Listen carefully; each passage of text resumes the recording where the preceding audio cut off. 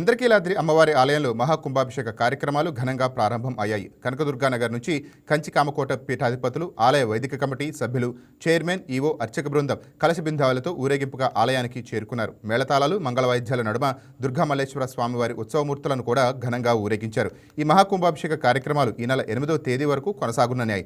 చివరి రోజున పూర్ణాహుతి అనంతరం కలశాలకు అభిషేకం నిర్వహిస్తున్నారు. అదే రోజు కార్యక్రమానికి ముఖ్యమంత్రి నారా చంద్రబాబు నాయుడు దంపతులు హాజరయ్యే అవకాశం ఉన్నట్లు ఆలయ వర్గాలు తెలిపాయి. మహాకుంభాభిషేకానికి సంబంధించిన మరింత సమాచారం మా ప్రతినిధి బిందు అందిస్తారు. విజయవాడ ఇంద్రకీలాద్రి అమ్మవారికి మహాకుంభాభిషేకం జరుగుతుంది. 12 సంవత్సరాల తర్వాత మహాకుంభాభిషేకం నిర్వహిస్తున్నారు. ముఖ్యంగా 6, 7, 8 తేదీల్లో అయితే మహాకుంభాభిషేకం జరుగుతుంది. ఈ రోజు క్రతువు గురించి, అంటే మొదటి రోజు క్రతువు గురించి మనతో పాటు మాట్లాడడానికి షణ్ముఖ శాస్త్రి గారు ఉన్నారు. ఎలా జరగబోతుంది కార్యక్రమం?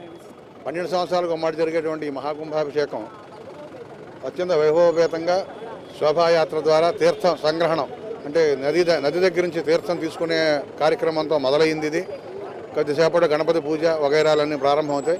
ఎల్లుండి ఉదయానికి 9:30కి మహాకుంభాభిషేకం అనేది జరుగుతుంది.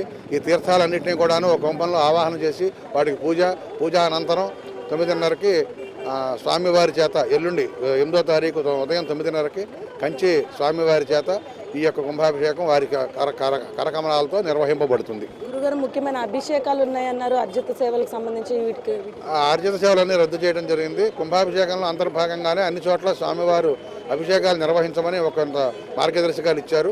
వారి సూచనల మేరకు మిగిలిన పూజలన్నీ కూడా అంతర్గతంగా జరుగుతాయి. గురుగారు, ఇప్పుడే కృష్ణానది నుండి కలశాలు పట్టుకొని వచ్చారు. ఎన్ని నదుల నుండి తెచ్చారు? అసలు ఏవేవి నదులు?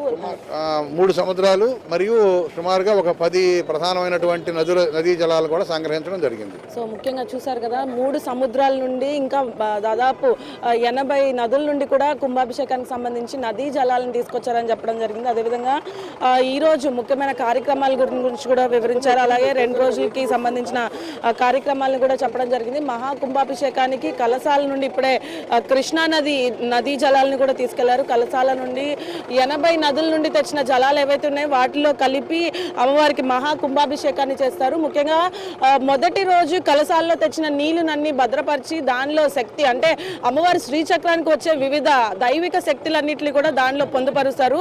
ఆఖరి రోజు, అంటే 3వ రోజు ఈ దైవిక శక్తులన్నింటిలో ఉన్న నదీ జలాలకు సంబంధించి అభిషేకం ఆఖరి రోజు చేస్తూ ఉంటారు. ఇది ఇక్కడ పరిస్థితి. వీడియో జర్నలిస్ట్ ఆదిల్తో Bindu, YK news, Vijayawada. Please subscribe to YK TV network. Please subscribe to YK TV. Please watch YK News. Don't forget to subscribe YK News channel.